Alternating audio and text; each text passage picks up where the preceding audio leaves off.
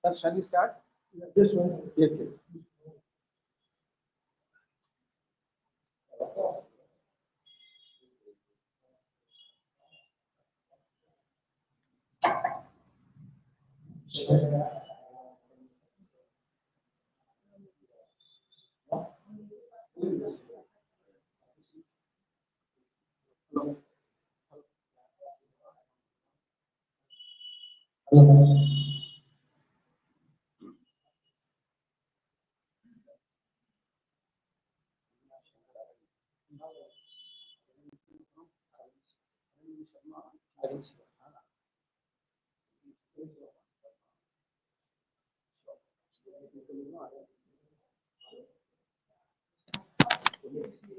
இங்க வந்து பேசுனா நல்லது. ஏன்டா அப்ப நீங்களும் கேமரா இருப்பீங்க. No need. I can start here. Okay. Started. Very good. Montha pravishya mama vachamimam prasutta sanjeevayatyadhira shakti-dhara swadhamna anyamscha hasta-charana shravana-tvagadi pranam-namo bhagavate purushaya tubhyam. Namaste. Good evening to all. Welcome to Center for Shaiva Studies. Today is a very special day. As you know, today is the Monday of the Kritika month. Yes. So it is the Tamil of the Kritika Sovaram. Karashi Kindikarane. So for Visheshmana Nal, Bhagavan Anuttara, Bhagavan Pati Peshavati, why God. இந்த வாய்ப்புக்கு நன்றி. அபினவகுப்தர் பெரிய ஒரு மகாமேதை. அவரை பத்தி நான் விஷயங்கள் தெரிஞ்சுக்கிறதுக்காக பகவான் நமக்கு வாய்ப்பு கொடுத்திருக்கார். கிருத்திகா சோமவாரம் இந்த பகவானை பிரார்த்தனை பண்ணிட்டு ஒரு பிரார்த்தனை ஸ்லோகத்தோட நமக்கு இது ஆரம்பிக்கும். அதுக்கு முன்னாடியா நமக்கு வேத கோஷத்தோட இந்த லெக்சர் ஆரம்பிக்கிறது கௌரி சந்திர சிவம் அவர்களையும் அடவிஜய சிவம் அவர்களை Om Shri Guru Hare Om Yetayayushkamaha Sapraja Vasukamo Purasthatta Sahodaramudan Samupadadadiyavat Padam Hridayam Yadushi Patnyauja Dakshinata Prancham Tatarhotaram Paschadgudan Sampantahotaram Uttarada Prancham Shadhotaram Uparishtat Prancham Saptahotaram Hridayam Yajugum Shivatyasta Yathavakasam Grahane Yathavakasam Pradigrahan Lokam Prinasta Sarvaha Svita Devata Aprita Abhishta Bhavanti Om Om Sarvajnaya Namastubhyam Sarvakartre Namostute Avilupta Swarupaya Chinmayaya Namostute Pramanatita Dehaya Namashantaya Tejase Satsamvit Karanatita Nadanantaharatmane Suradhipam Namaskritya Shashankakrita Kapalamalinam Devam Pranatosmi Sadashivam Pritimat Pritidataram Supriyam Priyadarshanam Uma Priyam Sadakantam Pranatosmi Sadashivam Dharma Dharmamayam Devam Sukha Dukha Phalodayam Bandha Moksha Pranetaram Pranatosmi Sadashivam Om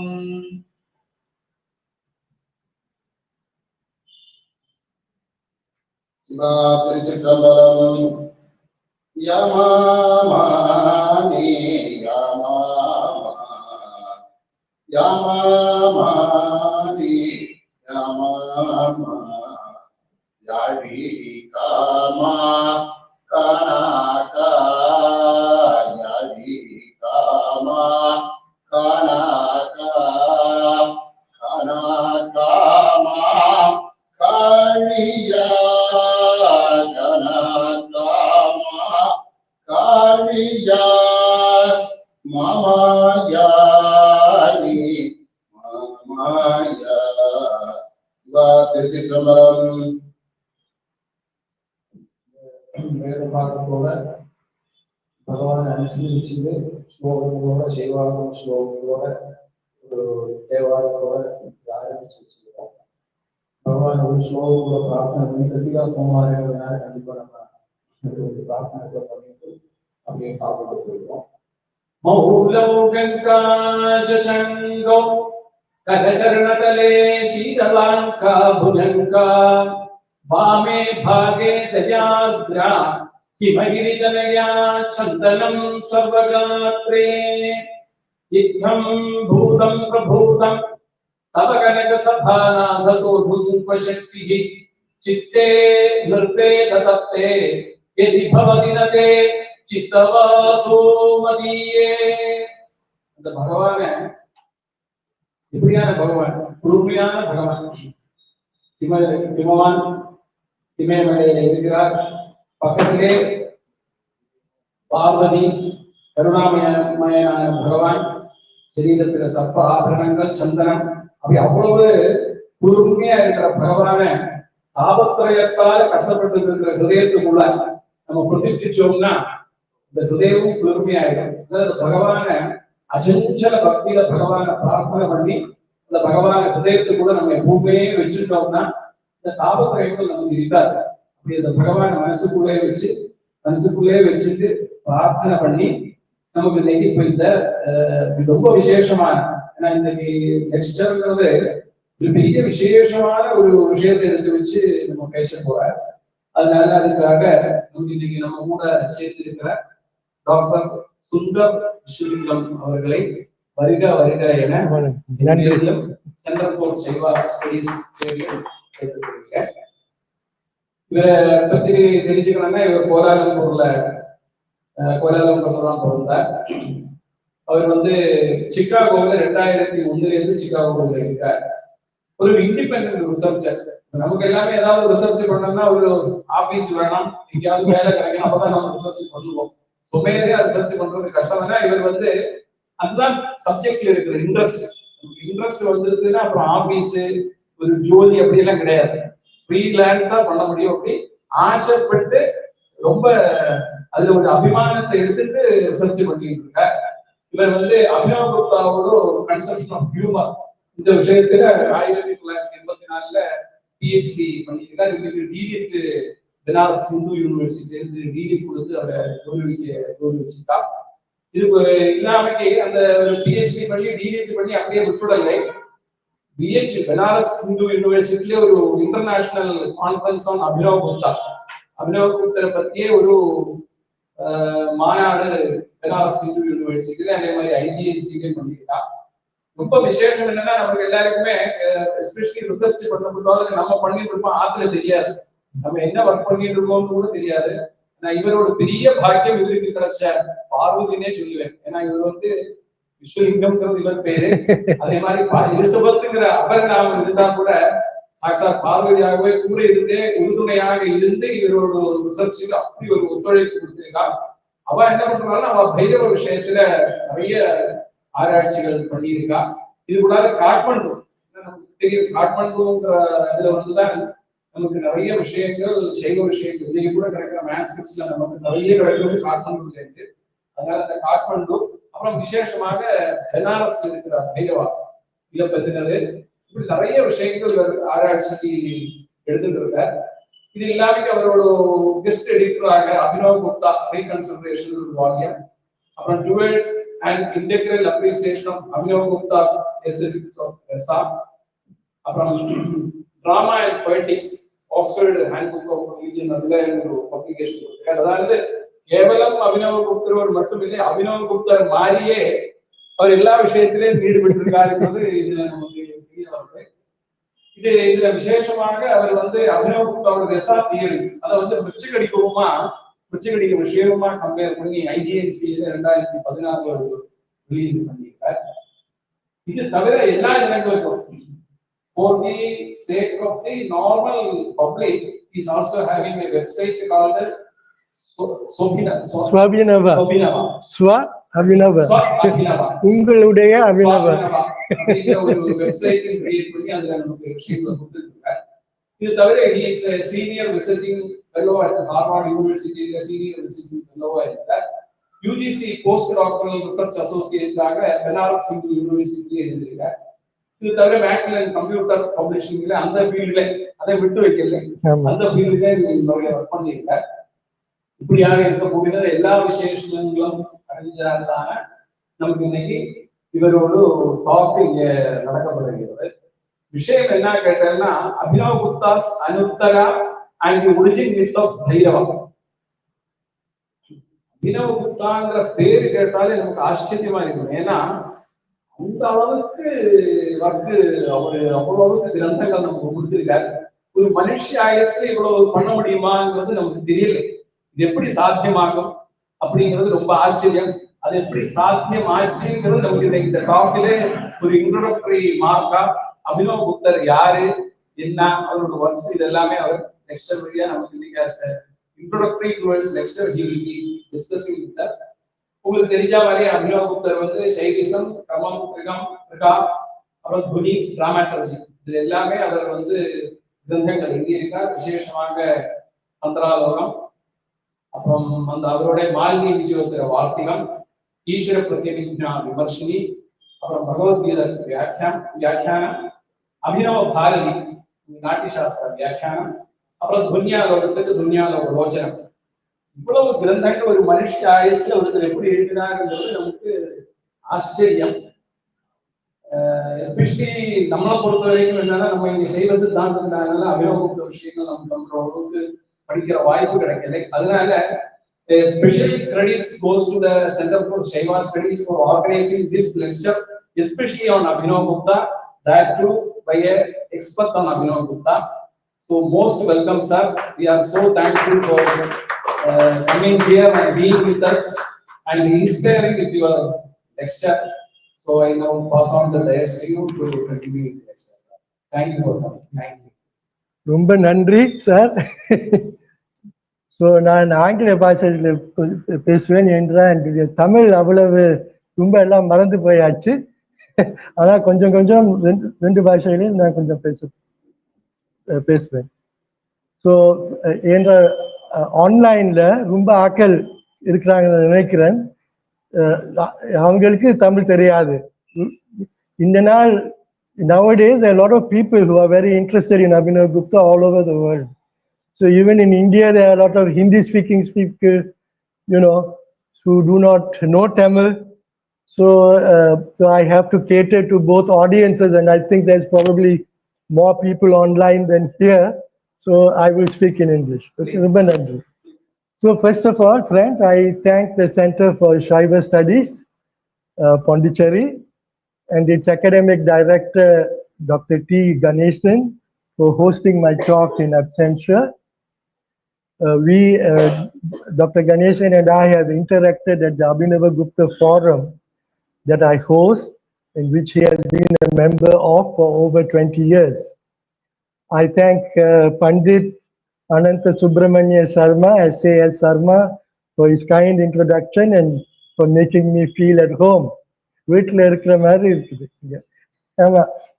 So, being a Tamil Shaiva myself, I am grateful to all of you attending, not only here in person, but also through the live stream online.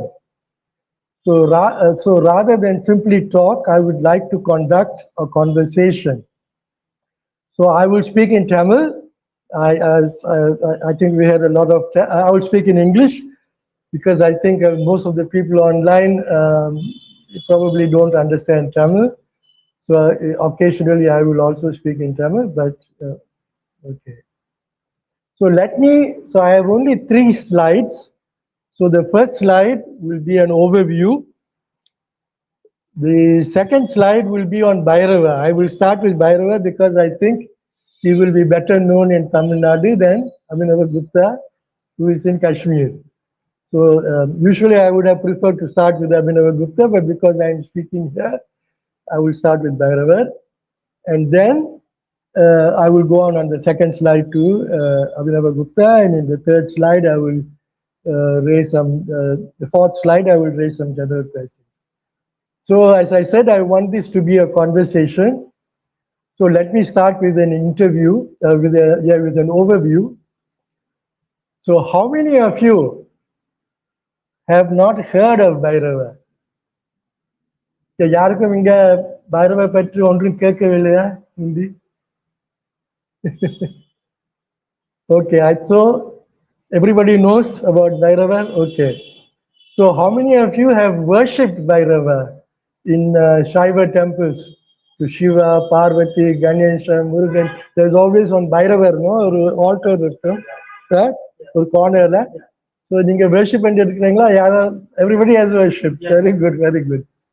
So how many of you have worshipped Bhairava in his own temple, where the main temple is Bhairava temple?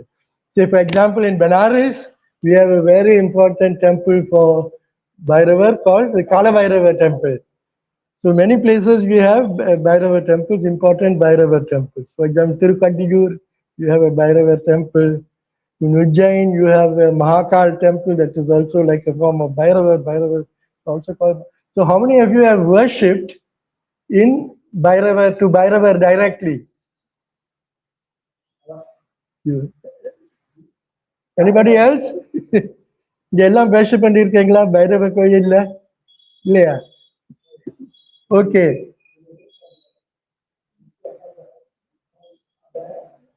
இங்க யாராச்சும் does anybody here have Bhairava as Kula Devata?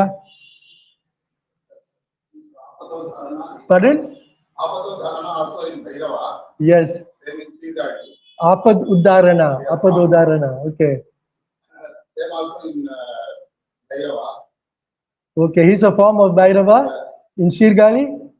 Yes. So I have not. So that is your Kula Devata? No, he's one of the people in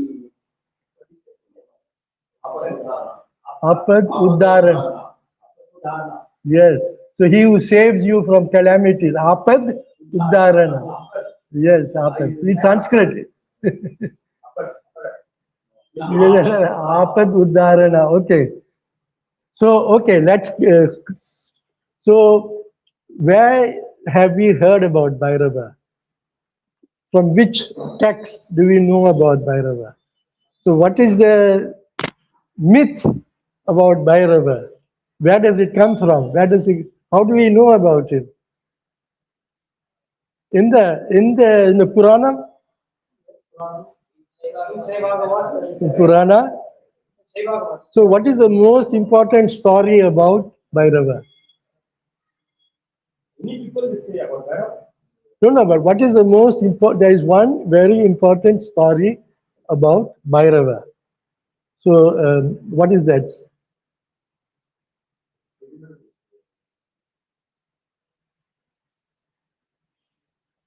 You know the story of Bhairava? Does anybody not know the story of Bhairava? Lingodbhava Murti. All Shaiva people, they probably know this story, no?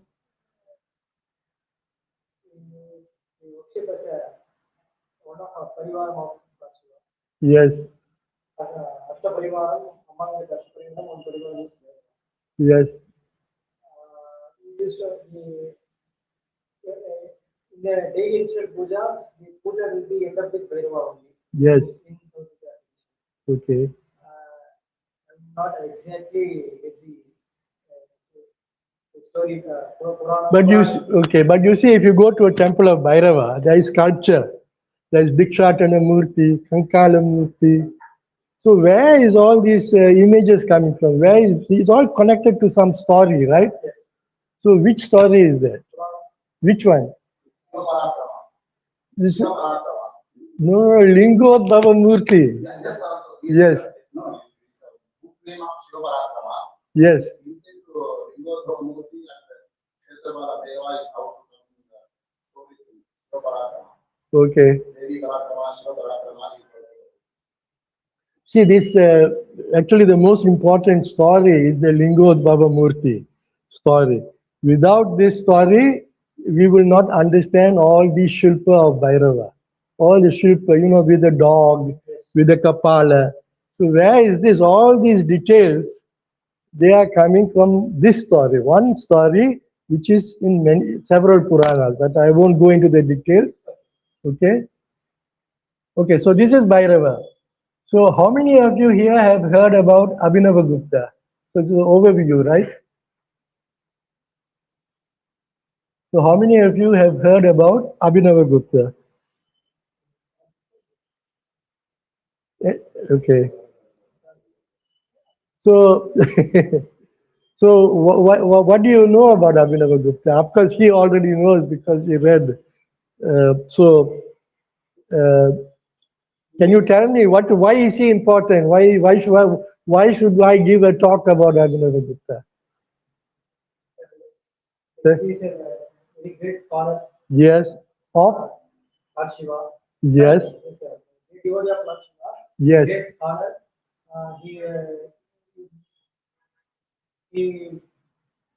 What do you say? He combined Tika Darshanam from other Brahma, Dakshin example. Yes. Tika Darshanam, he formed Tika Darshanam. Yes. He does new Padhati. New Padhati, yes. Like Tantra Loka. Not only to say Sarva Tantra Swatantra, not only Yes. Tantra, he also well in Vedika Vishayam. Yes. In Natya Shastram. Yes, Abhinava Bharati. It's the most important commentary on Natya Shastra. And Dvanya Loka, most important text on Dvani theory. Yes. Then Tantra Loka, most important text on Tantra. Because there's so many tantras, so he has taken everything as made into a system. So now we can understand tantra better because of Tantra Loka, right? And so how is he related to Shaiva Siddhanta?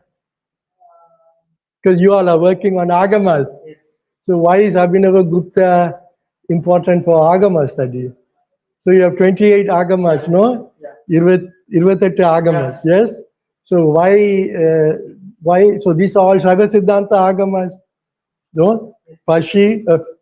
Pashu, Pati, Pasha. So this is the Shaiva Siddhanta theology. Yeah? So there is there. So why do we need Abhinavagupta? Why is he important even for Shaiva Siddhanta people? I think I not read the book. I used to get the information from Yes. He used to say he always compare the Kumarila Bhatta and Abhinavagupta. These are the only scholar I will accept. They say Kumarila Bhatta. Kumarila Bhatta and Abhinavagupta. I see.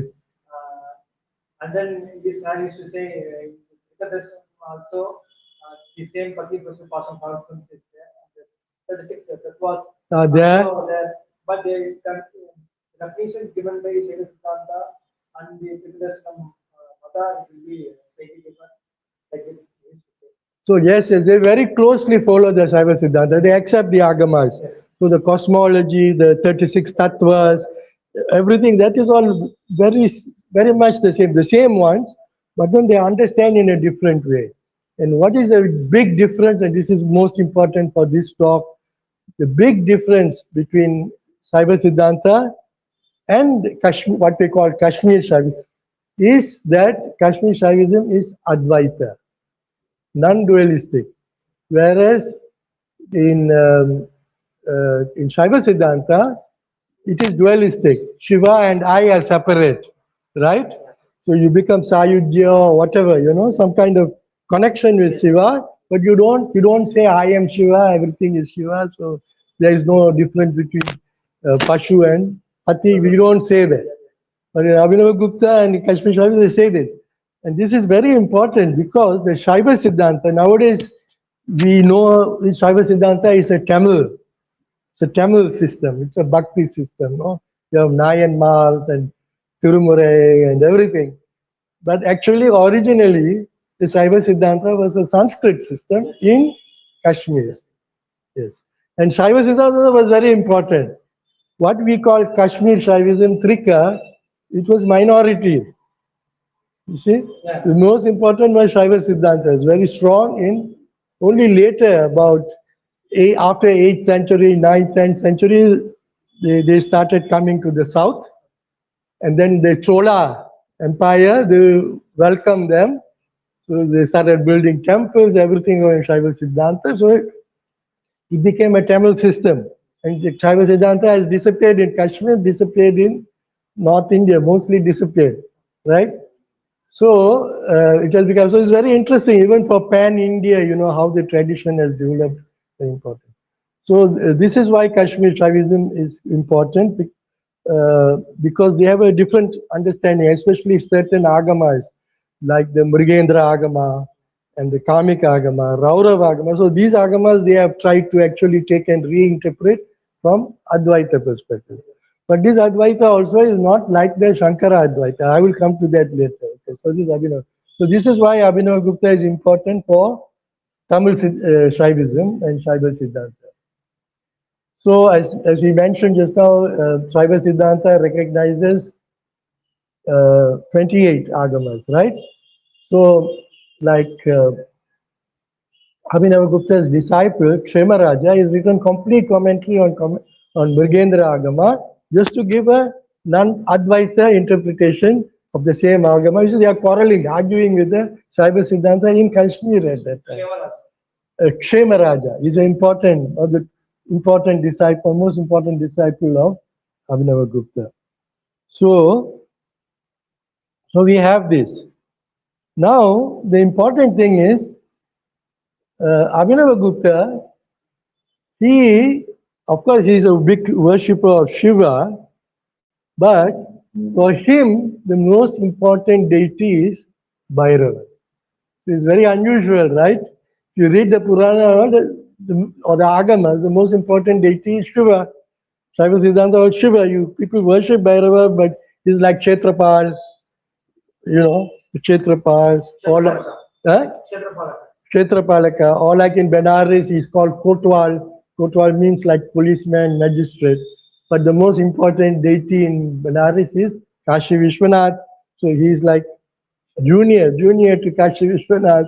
So why does Abhinavagupta say that the biggest experience of Shiva, the highest experience of Shiva, which they call Anuttara.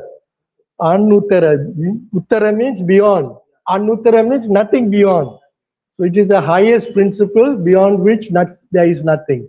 So that is for him not Shiva, but Shiva in the form of Bhairava. So this is the question I am asking, why Abhinavagupta, who is not like some ordinary tantrika in some corner doing, you know, Vamachara or magic or something like that. He's a great thinker, great philosopher, great mystic, great bhakta. Why he has chosen Bhairava? And when I describe Bhairava in the later slide, you will also ask this question, why is he so, you know, it's strange, there is a problem, there is a paradox. Okay? So in fact, he says, for example, in the Bhairava Stotra, see, he brings Shiva and Bhairava together. He says this Stotra, Antaka mam prati madrishamenam krodha karalata mam vinidehi. Oh Antaka, oh Yama, don't look at me with these terrible eyes. Don't frighten me, don't try to frighten me, Yama. You know? Why? Shankara Sevana, Chintana Dhiro, constantly thinking about Shankara, about Shiva, constantly thinking about him, I am a Dhira, you know, steadfast, steady. Bhishana Bhairava Shakti Mayosmi. I am the terrifying power of Bhairava. You know, and Bhairava is also called Kalantaka, Yamantaka. So he's actually telling Bhairava, Yama, I am not scared of. So this one verse, this is like Bhairava Bhakti. And you can see his whole philosophy is in there, you know, how to conquer death. So, and then one more thing. So Abhinavagupta had more than 15 teachers. He went to every teacher. He is a great guru because he was a great shishya.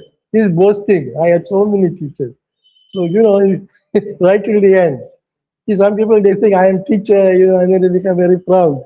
The real teacher is always learning, Shishya. So he learned grammar, nyaya, poetics, drama. He learned different kinds of tantra. He learned pratyabhidnatrika and all that. But he says that my highest realization came from a teacher called Shambunatha, and Shambunatha taught him the Kaula tradition. And in the Kaula, the most important deity is Bhairava. See, so it's connected with what I just said. Okay, so now, and this is very interesting because he discusses this Kula Yaga, which is a tantric yaga, not the Vedic yaga, in the 29th chapter of Tantra Lok. So that is why he says, that I reach my highest realization and all. But what is interesting about this Kula Yaga is that he breaks all the rules of Shuddha, Shuddhi, all these rules are broken. And he says there, and he especially addresses, Brahmins, and he says that if you want to reach this state of Anuttara, Bhairava Anuttara, now you have become pure inside, you have already become pure inside, but you have to now break all these rules. So even this pure, impure opposition, this viroda, pure, shuddhi, ashuddhi, this viroda, you have to transcend that also.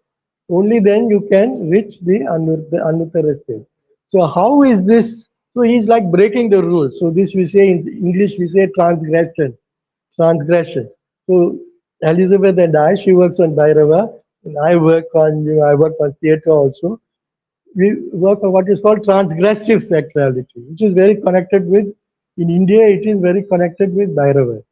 And then Abhinavagupta, he is a great, very conservative thinker in many ways, but also he practiced this. So this is the problem. This is how does Abhinavagupta coming from here and Bhairava coming from here, how do they come together and become one? So this is the problem that this talk is trying to. So, and there is one more thing he says. See, he says that now not only, you see, we all think that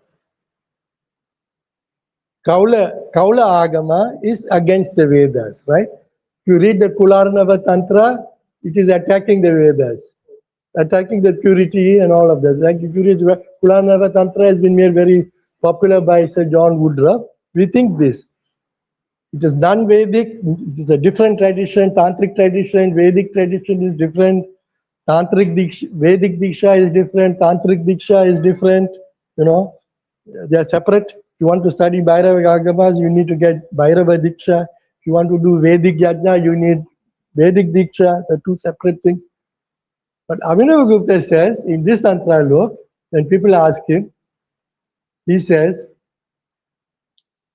that the Vedic, he says this yaga, this Kula yaga is actually the Adi yaga, the original yaga, original yaga, and by Adi he means Vedic yaga, the original Vedic yaga. It is the essence of the Vedic yaga.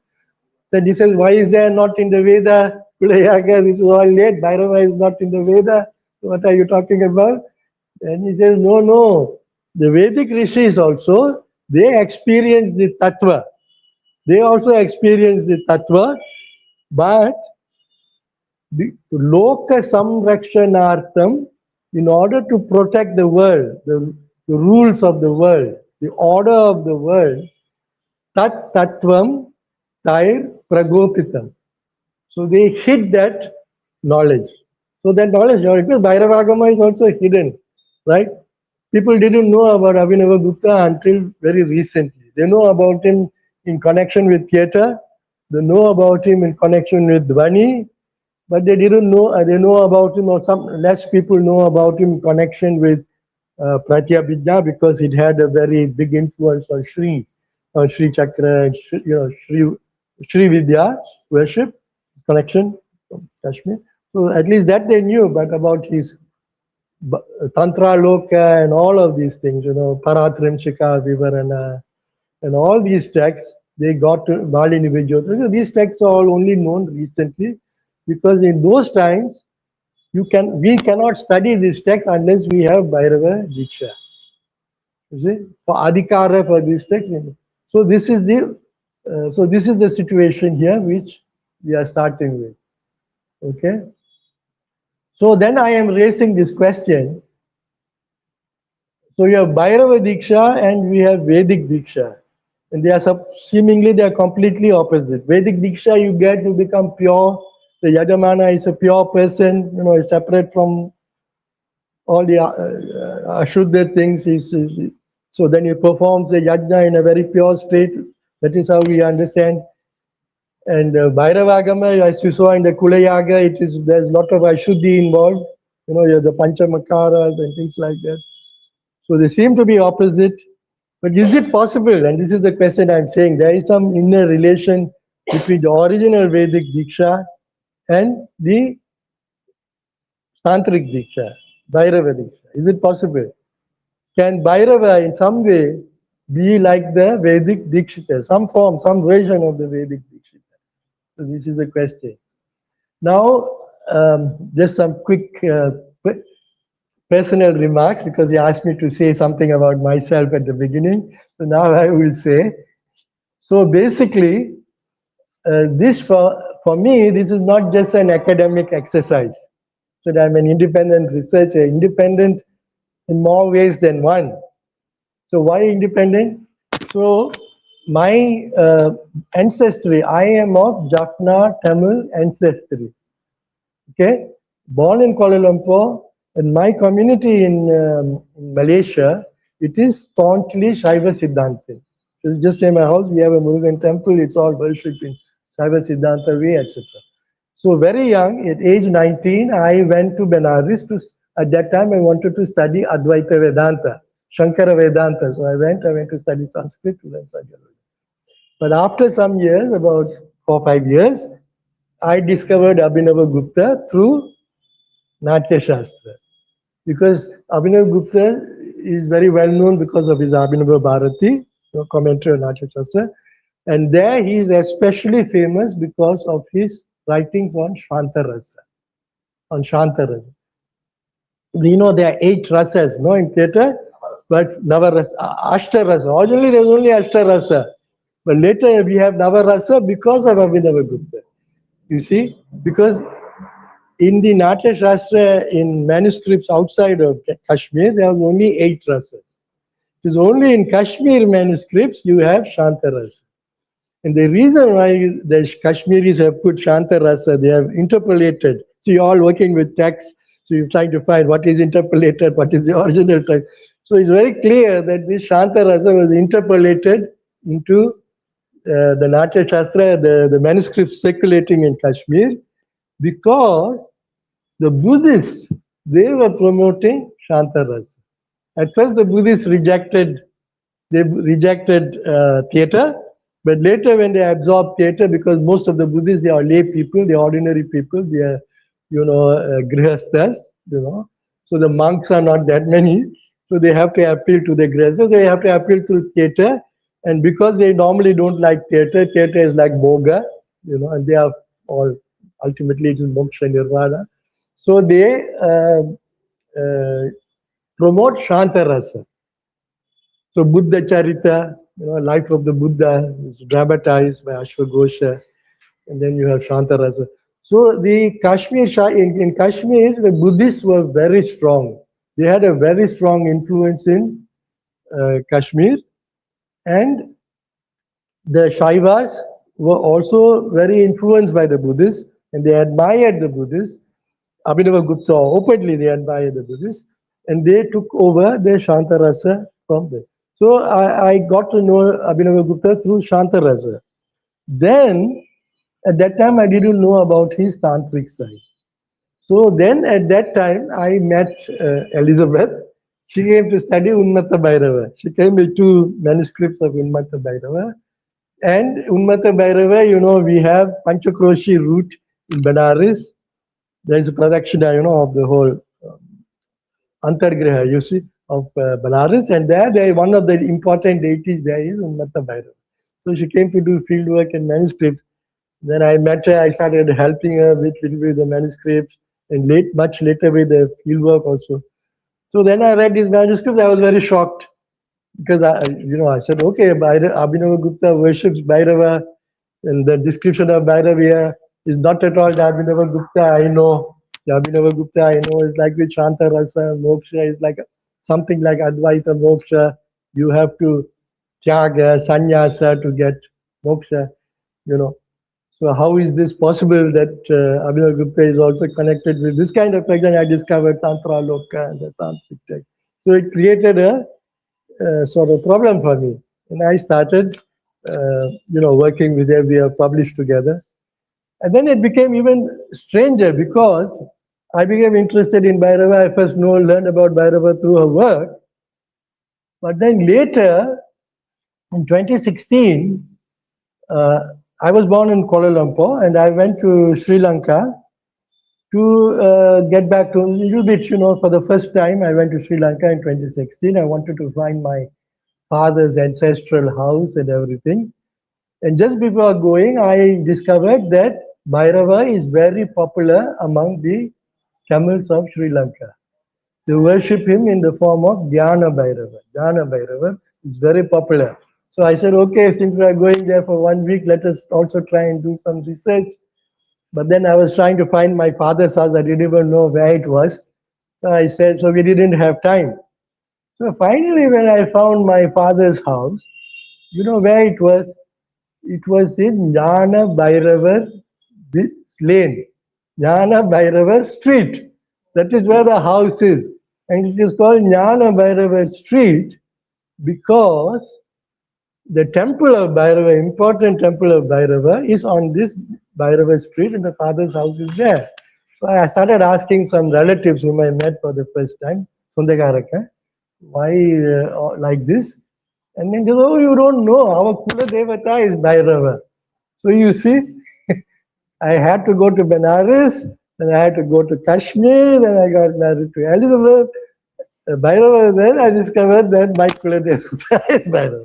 So it is, of course, academic study, RIT, research, university, and all of that. But it is also has become something personal. This connection with Aravindar. Okay, let us 5:15 or 40. Okay, we have got at least half an hour, 40 minutes more. So who is Bhairava? Origin myth. Okay. So this Lingodbhava Murti, I said that it is if you want to understand Bhairava, we have to understand this myth. And actually, I thought all Tamil people know this myth because when you go to the temple, when you see Bhairava, even if you don't go to Bhairava temple, you go to Shiva temple or Amman temple, you will see the statue of Bhairava, and the way the Bhairava is depicted, you cannot understand unless you know this myth. So does anybody know what is this myth about? What is this story about, this Lingodbhava? Yes, does anyone know? Has heard of this story? Please. What happened in this story? Brahma and Vishnu go see the top or bottom. No, before that. That is later. But before that, Shiva then comes later as Lingodbhava. Before that, at the beginning, there is no Linga there. There is no Shiva. Only Brahma and Vishnu. So what are they doing? Who is, yes. Who's the greatest? Yeah, Rumba Perisi. So Bhairava, Brahma is saying, I am the biggest god. So Trimurti, yes, they are fighting with each other. So even if you read it, Thiruchitrambalam and all, you get constantly Narada going and saying who is bigger, they start fighting, right? Shakti or Shiva, who is important, things like this. So there, Vishnu and Brahma are quarreling. So Brahma says, I am the greatest, I am the, Vishnu says, I am the, they are quarreling. So suddenly, what happens? Suddenly they see a big pillar, like a huge stamba. They cannot see the top, they cannot see the bottom. Mysterious stamba is there. So they are all wondering, who is this, what is this, and all of that. Then what happens? what is this Stambha? It is Shivalinga actually, right? Shivalinga. And then suddenly Shiva appears. See? So, and then he says, so what happens is they try to find out where is the top and where is the bottom. So what happens? Brahma, he takes Hamsa, no? Hamsa Rupa is Vana, is Hamsa, takes the Hamsa Rupa and he flies, almost reach, but he still can't see the top. So he comes back and he tells a lie. He says, oh, I seen the top actually, but actually he has not, right? The story is more complicated, but I'll drop the details. You know, there's Ketaki, Kusuma and all of that. Then Vishnu, he digs deep, he takes Varaha Avatara, he goes deep, but you cannot find the Mula of the Stambha. So neither of them can find neither the bottom nor the top. So they come back and Brahma lies, and then Shiva comes out from he comes out from the Shivalinga, because Shiva and the Shivalinga are one. So he comes like in the human form. Then what happens? Then Brahma's, because he's the creator, no? He's the Srishtikara, Srashta. So he says, oh, you are my son. He says, gosh, you are my son. I'm your father, you should respect me, right? And all of that. And so come and, respect me, namaskaram. So Shiva got angry. So he was going on like this, was very insulting. So Shiva got angry. So what does Shiva do? No? Okay. So does Shiva do it himself? Does Shiva cut off? Which head he cuts off? How many heads has Brahma? 4 or 5? First 4, then 5. No, but actually in this, at first he has 4. Then the head which is at the center then comes up in the center. And that is the head which is starting to insult and everything. You know, the head starts speaking very badly. So that is the head he cuts off. So if you see like the 4 heads are for the 4 Vedas, right? Chaturveda is the 4 heads. That's why Brahma has 4 heads, 4 Vedas, 4 directions. And then 5th head. So in some versions, Shiva cuts off the head. He himself cuts off the head. But in most versions, he doesn't cut off. What he does is he creates Bhairava, right? So there are 2 versions, but actually they are the same because Shiva and Bhairava are the same. So he creates Bhairava and orders him. Says, okay, you cut off the head of Brahma. But now there is a problem. You see, why? One of the reasons why sometimes Shiva does not cut off the head, one of the reasons is the biggest papa, the biggest crime in Hinduism is what? Brahma Hatya. See? So one of the reasons why he creates Bhairava is that Shiva himself does not take the Brahma Hatya. See? So there's a problem here. So Shiva and Bhairava are opposed, but at the same time, Brahma is respected. Brahma Hatya is the worst. So even Shiva accepts that. At the same time, he cuts, so he creates. So one solution is to create Bhairava. Then you have to be punished. See, when you're Brahma Hatya, you have to be punished. All the Dharma Shastras, they describe some punishment for Brahma Hatya. So on the one hand, Shiva asks him to cut off the head. And on the other hand, he says, okay, now you have to undergo the punishment. See? So Bhairava takes on the punishment, Brahma Hatya. So what happens to the head of Brahma? Brahma has 5 heads. 4 heads are the Vedas. So the 5th head, which is like he speaks in a papa. He speaks in a very bad way to Shiva, abuses him and all. So that is the head which is cut off. But that 5th head is also like the secret head. It's like the secret of the Veda, you can say. The 4 heads are the Veda as we seen from the Brahmanas and the Upanishads. And then there is some Rahasya in the Veda. And we can see that this 5th head is like the Rahasya head. And this head gets cut off. So what happens to the head? Huh? Becomes Kapala, and what happens? It sticks to so this is the Brahma Hatya, it sticks to Bhairava's hand. Bhairava cannot take this head out. So Brahma Hatya is the skull of Brahma, and it is sticking to Bhairava's hand. And so, pardon? Now, I heard the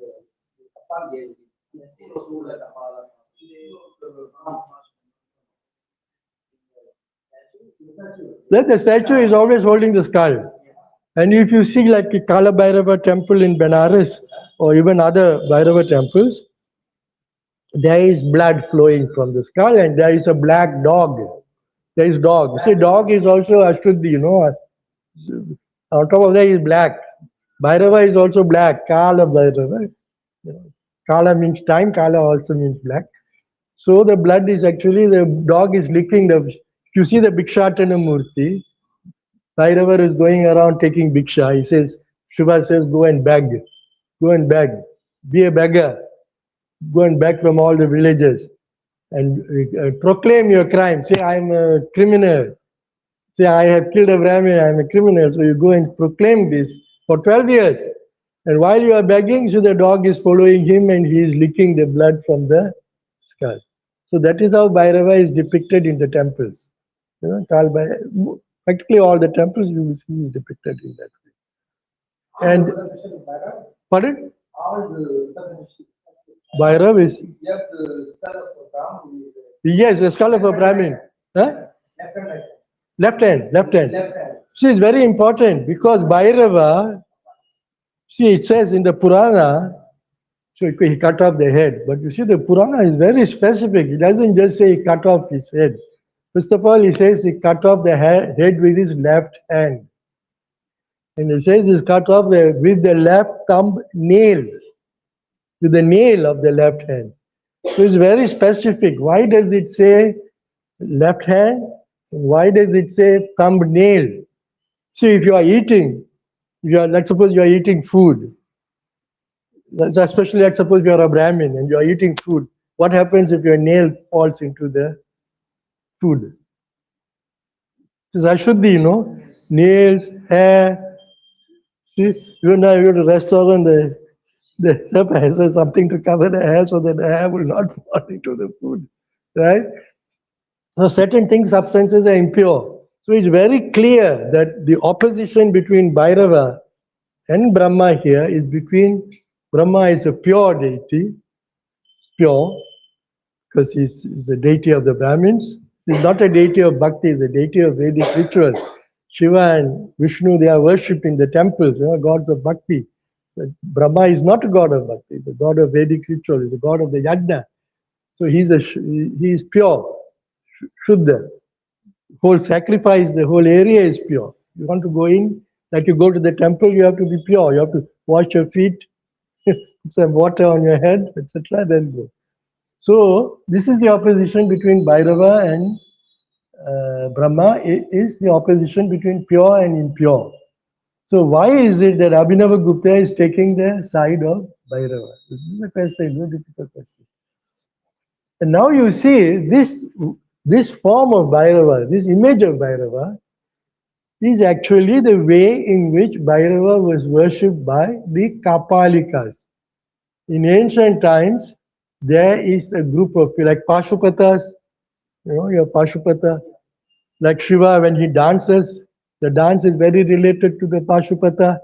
You see, like in Chidambaram, there is dance of Shiva. Because the Pashupatas, they worship, they used to dance. And that is where actually the image of Shiva as Nataraja is very connected with the Pashupata sadhana. Because they worship, they dance and they get into a kind of trance. You know, they get Avesha, Shiva Avesha they get.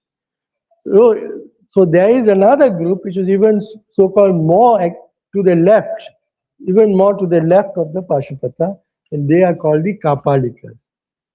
And what they do is they imitate this Bhairava. This Bhairava which we just...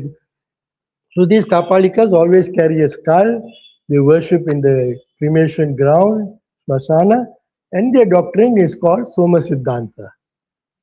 And you see, like the Pashupatas, they avoid women. The worship, the sannyasins, they avoid women. They all celibate, brahmacharya. But these Kapalikas, they always have a woman with them. And they are practicing the rituals, actually sexual ritual, Vamachara ritual, Panchamakara with a woman. And you see in the Puranic myth, the Brahma Hatya is represented as a woman. The Brahma Hatya is represented as the partner of the Kapalika ascetic. He's an ascetic, but he's not the usual kind of ascetic. So he's wandering around. So his sadhana, the Brahma Hatya has become his sadhana, right? The Brahma Hatya, his prime is Brahma Hatya, but at the same time, he is practicing Soma Siddhanta to be. So, like if you read the Sanskrit theatre, like Prahasana, Matta Vilasa, and all of these texts you read, they are making fun of the Kapalikas for the way they worship. See, like King Mahendra Varman's Matta Vilasa. Yes, yes. So what happens then is Bhairava goes around for 12 years. He has to go around for 12 years. And then finally, this is a prescription of the Dharma Shastra. So there's some kind of very strange, you see what the Dharma Shastras are doing and saying you must do and what the Kapalikas are doing. There is some kind of connection, right? So some ritual aspect to this connection between the Dharma Shastras and the Kapalika worship. So he wanders around for 12 years and he comes to Kapala Mochan in Benares, and there this Kapala is lost. So Shiva said, do this for 12 years, then go to Kashi, and then you will be freed of Brahma Hatya. So in Kashi, that woman leaves him, and the skull also falls by itself. So he is freed. So what happens then? Bhairava, he was criminal, but then in Benares he becomes policeman. He becomes not only policeman, he becomes judge. So in Benares, this is called Kotwal, Kotwal of Benares. So he is a policeman magistrate for Kashi Vishwanath. And what is very important, people say when you go to Benares, you get moksha. Anybody who dies in Benares gets moksha. So even if you are a criminal or you are a bad person, if you die in Benares, you get moksha. So Bhairava himself is an example. He goes to Benares and he gets liberated, but he's the biggest papi, no? So how is this possible? So this is possible because according to the Puranas and according to the Kashikanda, when you die in Benares, people who die in Benares, normally you have to undergo all your bad karma, you have to be reborn, and then you have to do sadhana for many births, punarjanma, and then finally you get better and better in your sadhana, then you get moksha. But in Benares, what happens is, even though you have bad karma, Bhairava, when you die, they say that this is something metaphysical, your dead body also, they break the head. It's called Kapala Kriya.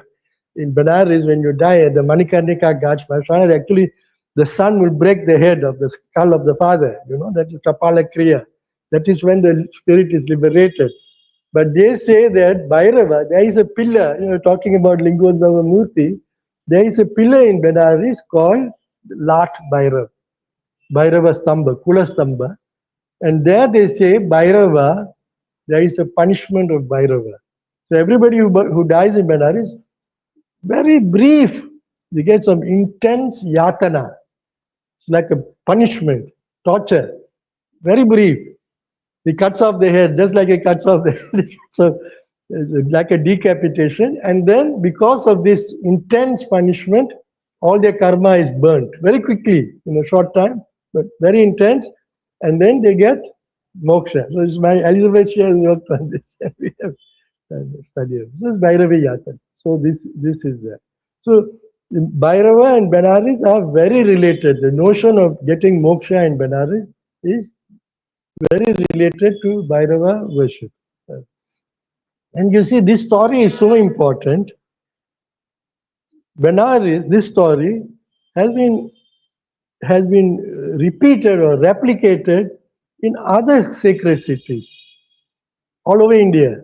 So the most important ones is, for example, Ujjain. You go to Ujjain and you ask them the story of Bhairava, they will say, oh, Bhairava came to Ujjain. Instead of dipping in Ganga in Benares, he dipped in the Shipra river in Ujjain, and then he became Mahakal. So the same story of Benares is repeated in Ujjain. Similarly, in Tamil Nadu, you ask them about the story of Benares, because Kashi is so far away, most Tamil people, they have not gone. Some people may have gone pilgrimage or to do the final ritual. Most people have not gone. So where did the story of Lingotbhava Murti and everything take place? It took place in Tirukandiyur. Have you heard of this place? Tirukandiyur. So the name itself, Tirukandiyur, is coming from the decapitation. Tirukandiyur, Kandu, Tirukandiyur. Shri Kandiyur, Tirukandiyur. So like that. Similarly, in Nepal, the most important deity in Nepal is actually Bhairava. They call him Bhairav. And this story, they will say, they know the story, and they say that, oh, the Bhairav here came from Kashi. But actually, he is more important in Benares, in Nepal, than he is even in Benares. Because in Benares, all this Bhairava system, the worship, after the 12th century, after the Muslim invasions, everything has become broken up. So like Ashta Bhairava, the notion of Ashta Bhairava is very important. If you go to Benares, you want to find Ashta Bhairav, you won't be able to find. You will find 2 or 3 Bhairavs, the others, and even that they are, see, Ashta Bhairava, they are like in a mandala, according to the 8 directions, but you won't be able to find in Benares.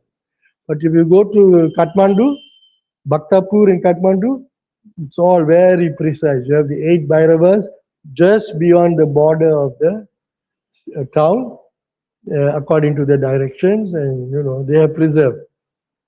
Because Hinduism was, that worship, the Hindu king and connection with Bhairava has come down until this century. So this is that. So I'm trying to show the importance of the Bhairava worship. It's not just like some Kshetrapal somewhere. So, as I said at the beginning, during the overview, Bhairava seems to be very anti-Vedic, but actually, because related to Vamachara practice. But actually, if you look deeper, it becomes more complex. The relation to the Vedic tradition, the relation to Shaiva Siddhanta, then this is why what we begin to see when we study Abhinavagupta. So this is why we are coming to Abhinavagupta through Bhairava. Okay? So, Sharmaji told me, please introduce us to Abhinavagupta, because you know about Bhairava, but we don't know that much about Abhinavagupta. So, okay. When did Abhinavagupta live? 10th century, yeah? Late 10th century, early 11th century, right? Okay. In Kashmir. So, as we already discussed at the beginning, and he gave many examples, Abhinavagupta was master of so many disciplines, not just Tantra. It's very important. Even if, see, at the beginning, even before I knew that he was a Tantrika, I had a very high opinion of him because of Dvanyaloka, Lochana, and Abhinava Bharati. This in itself is like such a big work that it's enough for him to make. If not for Abhinavagupta, the Abhinava Bharati, the Natya Shastra may have been lost. The reason is, in his time, the Natya Shastra was being criticized and questioned by so many, Bhojadeva, King Bhojadeva, he was also Shaiva, so he was attacking Natya Shastra. Everything he was attacking. He was attacking why only 8 rasas, why difference between Bhava and Vyabhichari Bhava and rasa. So everything he was criticizing. So like this, many people, because you see, the Natya Shastra is what, maybe 200 AD, 200 BC, we don't know exactly, but it is 1,000 years before Abhinavagupta. So by this time, theatre has changed, it was a text which is like Shastra for the theatre.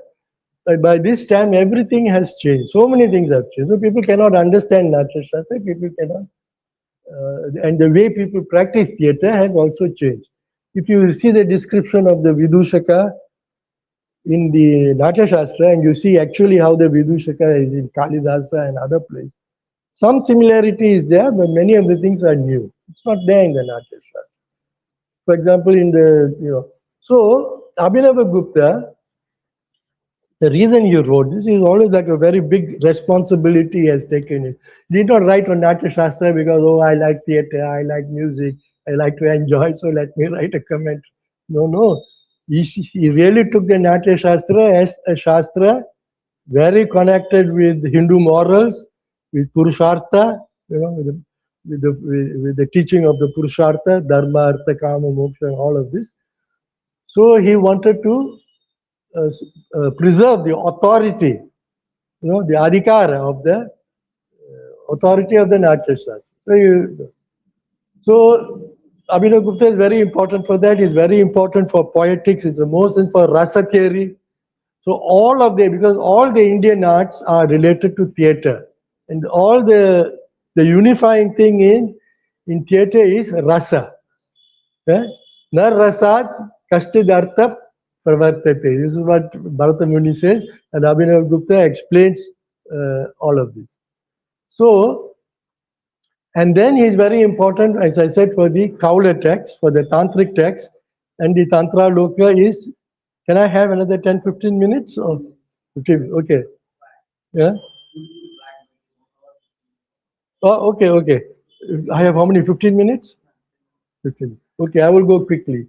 So as I said, he's a very conservative. See, like when we talk about his links with Bhairava, we think he's some kind of very radical extremist. But actually, he's a very conservative thinker. See, he's like, he's like a lawgiver. And he's trying to show that Natya Shastra upholds Hindu morals, etc. That is why I am. And then why Kashmir was so important at that time? This is because his ancestor, about 200 years earlier, Lalitaditya, Kashmir was at the center of an empire. This empire went into Central Asia, went into North India. So he started bringing all these great poets and scholars from all over India and even Central Asia to come to Kashmir and make Kashmir a very highly cultured place. So in this way, Abhinavagupta's ancestor Atri Gupta was brought from Kannauj. They were originally not Kashmiris, they came to Kashmir. So this situation of Kashmir, of people coming from so many different disciplines, so many different regions coming and discussing and arguing. So this has apparently been preserved in Kashmir right till the time of Abhinavagupta, and even till later. That is why so many of these things have happened in Kashmir. If you look at all the great writers on theatre, on poetics and all, most of them are Kashmiris, not just Abhinavagupta, So this is why Kashmir is so important for Indian tradition. So as I said, Shaiva Siddhanta was very important in Kashmir from 8th to 12th centuries. And then, as I said, the Trika, they reinterpreted the Shaivagamas from Advaita perspective. And the Tantra Loka, it puts together, he takes so many Krama, Trika, Pratyabhijna, Shakta, so many different schools, Kaula, all of them have been brought in. Some kind of system has been built in Tantra Loka. Without reading Tantra Loka, we will get very confused about Tantra. Where is Tantra? Where is Siddhanta? Where is this? Where is Shakta? Where is Vedic tradition? All of this he has systematized and given us a big picture. But, and this is the most important thing, he says that, I spoke about the Tantra Loka, chapter 29, Kula Yaga. He says, my highest realization of the truth of Shiva is as Bhairava Anuttara in the Kula Yaga. So this is a problem for us, for us who are studying Bhairava and Tantra and on one side and Abhinavagupta on the other. How do these two come together? So this is the question which I put to you. Okay, so I have some larger questions, but we will not go into. But when we think about this presentation, a lot of other questions are raised, and I'm going to leave this as questions for you because we don't have time to go into them. But maybe you may want to think about it, talk to Dr. Ganesan about it. So, okay, very quickly I'm going to go. I'm going to give you very, very short answers, and then I cannot elaborate. So the first question is, this Trika Advaita, does it negate or does it embrace Shaiva Siddhanta dualism? So we have Advaita and Dvaita. These two are opposite, right? And I said that the Shaivas, that the Kashmiri Shaivas, they actually give a new interpretation of Shaiva Siddhanta. But you see, the Trika Advaita is not like Shankara Advaita. The Shankara Advaita rejects Dvaita. Whereas the Kashmiri Shaiva Advaita calls itself Paradvaita, Para-Advaita, which includes Dvaita. The Kashmiri Shaivas don't have problem with dualistic worship. After all, their cousins, the Shaiva Siddhantins, are dualistic. So, okay, fine. Because they're also worshipping in very similar ways. As you said, 36 tattvas, the rituals, Shaiva temples and all. So there is no problem. A Trikaya person can go to a Shaiva Siddhanta temple and worship there. It's not a problem, So for them, Para-Advaita is beyond Advaita and Dvaita. The opposition dissolves. How is this possible? Philosophically, they explained, but we won't go into it. So does it negate Advaita, Shaiva Advaita? See, there's this notion of Maya in Shankara Advaita. It is very negative. But in Kashmir Shaivism, Maya is very positive. Maya is Maya Shakti. This creating this whole beautiful world is created by Maya. And this world is real. So for Advaita Vedanta, the world is unreal. It is mithya. For Kashmir Shaivism, no, everything is real. See, they are actually following, they are like the Nayayikas. Kashmir Shaiva and Nayayikas are very close. The Nayayikas were also Shaivas. And so the world is real, but the world is inside the consciousness of Shiva. It is still real, but it is inside the consciousness of Shiva. So they criticize both Advaita Vedanta and the Buddhists, because the Buddhists also say this world is mithya, it is unreal, it is avidya. Okay? So its non-dualism is Advaita is quite different. Then this question I asked, is Bhairava non-Vedic? Is he anti-Vedic? Or is he somehow the secret of the Veda? Because the fifth head of Brahma, the secret head, is taken by Bhairava. So there's some kind of transmission going on. You can look at it this way. And just to support this, now I very quickly, okay, I will leave this. There are two kinds of realization, which they call ascending and descending. So Abhinava called this Sankocha and Vikasa. So this one kind of renunciation, like the sannyasa, neti, this is Sankocha Marga. And then there is Vikasa Marga, I am everything. So that is called Vikasa. So the Bhairava is very related to this Vikasa Marga. And so in my opinion, the reason why I think Abhinavagupta is so important is we can come to say now India, there's so many contradictory margas, so many different gods, etc. How do we, there's still quarrels going on between all these systems.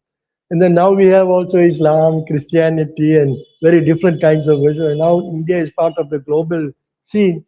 So in my opinion, if you want to start looking at all of this from a very total point of view, synthetic point of view, the best starting point is Shankara, is Abhinavagupta. And one thing I want to say is, now Abhinavagupta says that, okay, the Kula Marga is very, Bhairava Marga is very small, restricted compared to the rest of it, very small. But he says that in reality, the Kula Marga, this Kaula Bhairava experience is at the center of all the Margas. Now, if you look, and what is the evidence for this? Like if you go to Benares, I said Kashi Vishwanath, Bhairava is subordinate to Kashi Vishwanath. He's the Kotwal, but the real Raja of Benares is Kashi Vishwanath. But if you see on Bhairavashtami day, Kashi Vishwanath, we have talked to the priest, so we know, on Bhairavashtami, Kashi Vishwanath is worshipped as Bhairava. He is worshipped in the same way as Bhairava during the Janmashtami of, this thing. Same, go to Chidambaram, Shiva Nataraja. The most important deity, Shiva Nataraja, is famous. But what is the yantra? Underneath the Shiva Nataraja, there is a yantra. And that yantra, and we have talked to the Dikshitars in Chidambaram. The yantra is of Akasha Bhairava.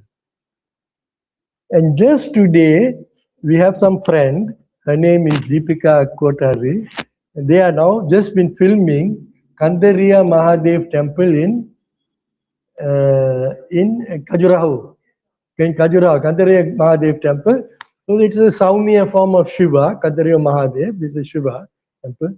They were filming and talking to the priest. So just today she wrote to me, just today, this afternoon, while I was preparing for this talk, that while they were doing all this and interviewing the priest, they just found out that in the Garbhagriha, not outside, not like Kshetrapal, there is Bhairava and there is the Ashta Bhairava right in the Garbhagriha. So so in this very center of the temple, the Saumya Shiva, the secret identity is Bhairava. So you see, from a ritual point of view, this corresponds to what Abhinavagupta is claiming is making, that Bhairava is at the heart of all this. It is the same in Nepal, but I won't go into the details. So this is something for us to think about. And I think that Abhinavagupta, we have Shaiva Siddhanta, we have Vaishnava, we have Bauddha, we have Jaina. Abhinavagupta studied with Buddhist teachers, also with Jaina teachers. So we want to find some place where we can look at Indic tradition, not just Hindu tradition, but Indic tradition as a whole. A good place to start is Abhinavagupta Bhairava. Because Bhairava has been adopted by the Buddhists, he has been adopted even by the Muslims. We have studied, you will be very surprised, we have done some, you can see a paper about how Muslims have taken over. Yeah? By Jains, Muslims. So Bhairava goes even beyond the Hindu tradition in India. Why, how? That's another question. Thank you very much for your time. I don't know if do we still have time for questions or no?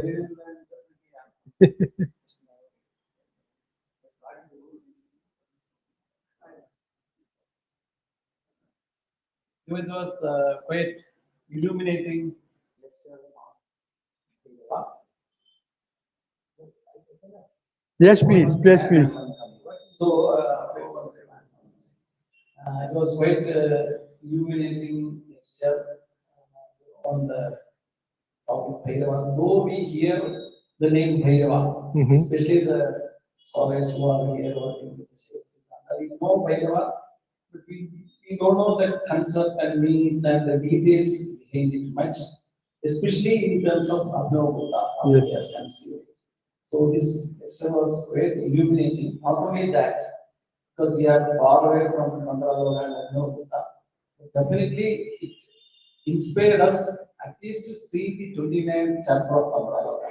Definitely we will look into it, and I assure here yourself the Center for Shaiva Studies will have a reading, at least rapid reading of 29th chapter to know what is Because this is what we have to do. Yes. Because the lecture means you are coming giving a lecture and you are going. And, Yes, there's nothing- parents means nothing left. That's not useful for a center. So because the research need to go on, and especially we are far from the Abhinavagupta and Sunthar this great corpus. So why not? I think definitely Dr. Ganesh will take this further. And I will also encourage, we will definitely, I'm so curious to see what is this Kudayaga. Maybe we will come out with the- Actually, Dr. Ganesan is the best person to lead such a Yes. research, because I run a Abhinavagupta forum online, a lot of people, and he has been a member for 20 years. Yes. That is how I know him, because he joined and then we started talking and then we started a little bit doing some things together. And So I introduced him to some people. Definitely we will go ahead. So he's a good- with the- so he knows. on Bhairava, but there's a question from the audience. Yes, please. What is your name, sir? Please, first. Arun? Arjun. Ajoy. Ajoy, Ajoy, A-J-O-Y. It's always with joy. Ajoy, Ajoy. Are you a Tamil? Yeah, I'm telling. Okay, Ajoy. Please, question, please. Okay, question from Ajoy. Yes. Now, what is the use of the cut? What is the use? What kind of use are you looking for? No, Bhairava, many people worship him for protection. That is why we said Kshetrapal. He's a Kshetrapal. Some people also worship him for liberation, because I said that in Benares, he is connected very much with moksha in Benares. People. And then a lot of people, they worship him, like in many tantric people. So, for example, in manuscripts you were studying of Unmata Bhairav, they worship him, they do specific kinds of puja, and they worship in a particular way. For example, we have gone to the Kala Bhairav temple, and they usually they will worship with wine. Even people who normally don't drink wine during their worship of Bhairava, you have to take a little bit, you have to, just symbolically, like that. And for Abhinavagupta, and not just Abhinavagupta, but for the Kashmiri Shaivas and many of the people following the Kaula Marg and the Trika Marg, the Bhairava is the supreme principle. So you want to become Bhairava. See?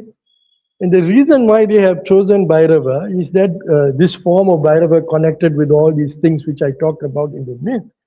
Because all of these things are very related to getting through the world, to breaking this bandha, the pasha of the world, and becoming pati, from pashu becoming pati. It is tied up with this Bhairava sadhana. So that is the use. So for people who consider that the most important thing in life is to realize yourself, so Bhairava then becomes very central. That's why I when I started the first slide, I said, Bhishana Bhairava Shakti Mayosmi. What is the biggest problem in life? What is the biggest problem in life? It is death. Yes. You're going to die finally. Why not die now? I used to think like this. What's the point? Anyway, I'm going to die. That's why I went to Benares. So you're going to die in anyway.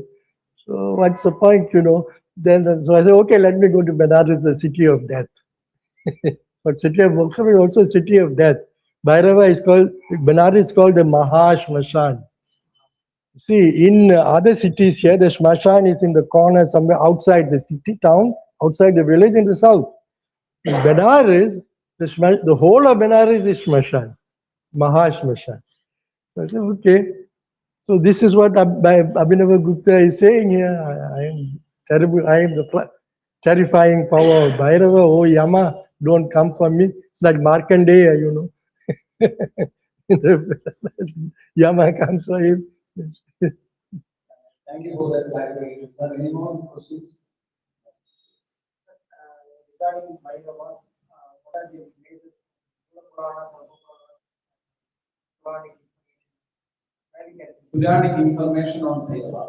There's several other, I can send this to you later because I don't want to make a mistake. But like Kashi Kanda is a good, Kashi Kanda of the Skanda Purana. Skanda Purana is one of the most important texts. But then the same story is repeated in other Puranas also. That shows its importance. Yeah. And basically the details are the same. You know, in some there is Shiva cutting the head, in some. So Elizabeth has written a very long paper. I can send you the link. It is called Bhairava's Royal Brahmanicide. Bhairava's Brahma Hatya, very long. And there she gives all the references. Yeah, I have purposely avoided these details in this talk. But I can send this to you. I'll get your WhatsApp. And actually we have a WhatsApp where we discuss these things. And Dr. Ganeshan is a member, and a lot of specialists of Abhinavagupta members like Navajivan Rastogi. Have you heard of him? He's a top expert on Abhinavagupta and Krama Shastra here. So I can.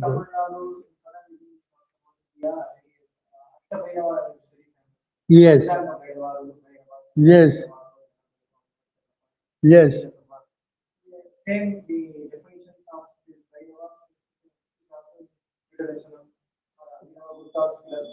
Yes, the Bhairavas are the same actually. Actually, Abhinavagupta, I must clarify something. Abhinavagupta himself, see, I am interpreting this myth, but Abhinavagupta himself does not do that. Abhinavagupta, to my knowledge, never talks about this Bhairava myth anywhere. So for him, who is Bhairava? I just told you, Bhairava for him is Anuttara. So this is the question I am asking. So you can say Shiva Anuttara, or you can say Vishnu Anuttara. Why does Abhinavagupta choose Bhairava as Anuttara? Because Bhairava in Abhinavagupta is only 10th century, right? Already 6th, 7th century, 7th century, already you have all these Bhairava figures, you know, in the temples and all. So when Abhinavagupta goes to some temple, he would have seen the Bhairava. He knows how Bhairava is. He must have known this story.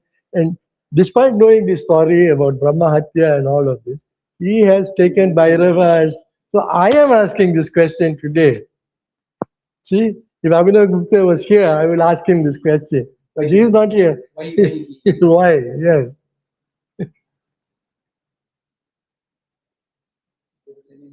Maybe I will ask. So what is the role of Akasha Bhairava Kalpa in the rituals? I think it is basically this Ga system and I have not studied it specifically. So we in South, yes, we have this Akasha Bhairava Kalpa. And I think it is related to the Chidambaram worship. No, I don't. I myself only now turning my face to the south, to Tamil, to Shaiva Siddhanta. In Varanasi, yes, for the Bhairava worship. Yes. What is the Paddhati they are using for Bhairava? That also, it is all very secret. They don't even tell you. See, when you ask them questions, at the first they will deny. And then when you find out that you know, for example, in Nepal, they use Swachanda Tantra.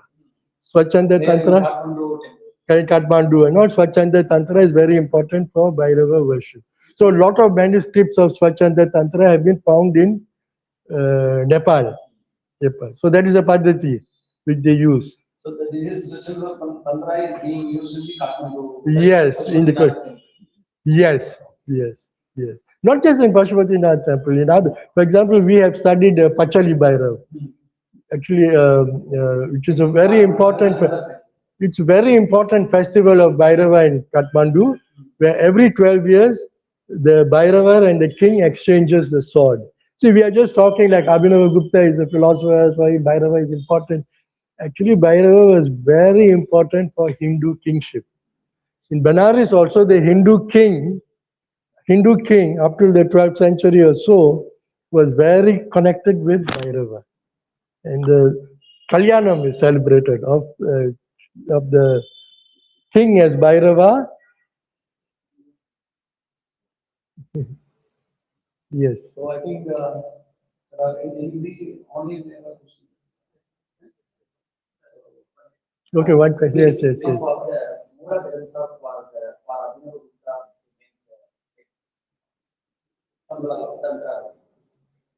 no Mula Grantha. He has gone to many different, because he's dealing with so many different traditions, right? He's going to so many different traditions. So each of them have their own Grantha. So he cites many different tantras. You know, he's like, sometimes And actually, we do for a long time we didn't even have these tantra manuscripts. I don't know whether you've heard of somebody called Alexis Sanderson. So this person in Oxford, he has gone and he has found many of the tantras. He has found where Abhinavagupta is cited from, and he has reconstructed what is the chronology and all of this. So there is no one Mula thing. So the 29th chapter, it is coming from the Kula. From the Kaula text, from the Kula Agamas. And there he cites not just one text, more than one text. Yes, yes. There is no one. See, for example, this text, Malini Vijayottara Tantra, that is a very important text. So there he has written on that one, etc. But actually, we have to think of Abhinavagupta as actually, it's like an ocean. So many rivers are coming. You know, all these rivers were separate rivers. Then they come to Abhinavagupta, and now we are getting it like these are all combined. See, so we have this benefit. I think this lecture is quite encouraging us to, your posting itself is a visible proof for that. So there is a curiosity now generated with this lecture. So definitely we will go further, and maybe sometime, maybe also we can have a group discussion. Yes. We will encourage our organization not to leave it here. So we will definitely take up Abhinavagupta and Tantra Loka, especially based on. See, the Tantra Loka, he cites many different texts. In different contexts, different texts. For different things, he cites different texts. So, because the Tantra Loka itself is huge, you know. I think you had Mark Ditchkovsky came and spoke. yes, he gave a lecture. It's a big loss. So on behalf of the Center for Shaiva Studies and on behalf of our assembly here, and especially on behalf of Dr. Ganeshan, who was keen on having you here and organizing for this lecture. Unfortunately, he could not. No, it's health for health reasons. So we all together thank you very much for taking the effort to coming over here and doing us a illuminating lecture on that generated a lot of interest and enthusiasm to read and study. Thank you very much. I'm grateful to you, all of you, for sitting and listening for so long. Thank you.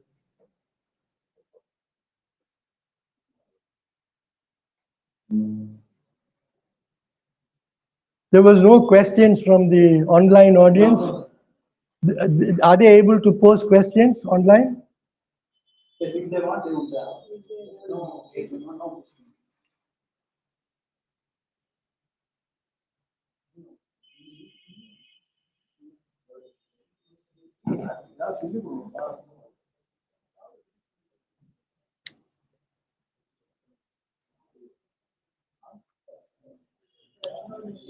This can be. Yes.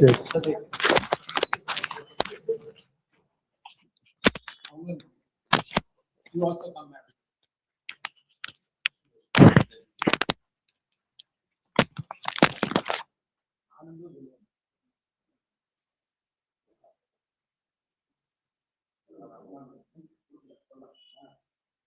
Ananto brahme janat anantatyeva kalpivani bhutani jayante anante rajatani jivanti anantam pragantyapi samvishanti sahishabha agave varuni vidya parame vyoman pratisthita evam veda pratishthali annavanannado bhavati महान भवति प्रजया पशुभिः ब्रह्मवर्चसेन महान कीर्त्या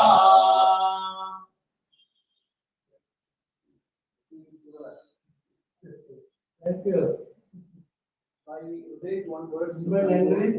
Namah Shivabhyam Navayavvanabhyam Parasparashritabhuddharabhyam Nagendrakanya Mridagedhanabhyam Namo Namah Shankara Parvati Bhyam.